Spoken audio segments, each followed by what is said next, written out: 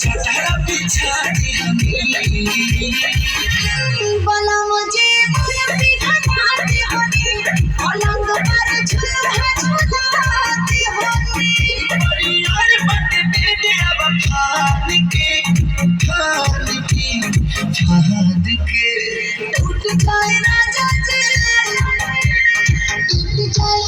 जी पलंग का दुकान के टूट जाए राजा जी पलंग का दुकान के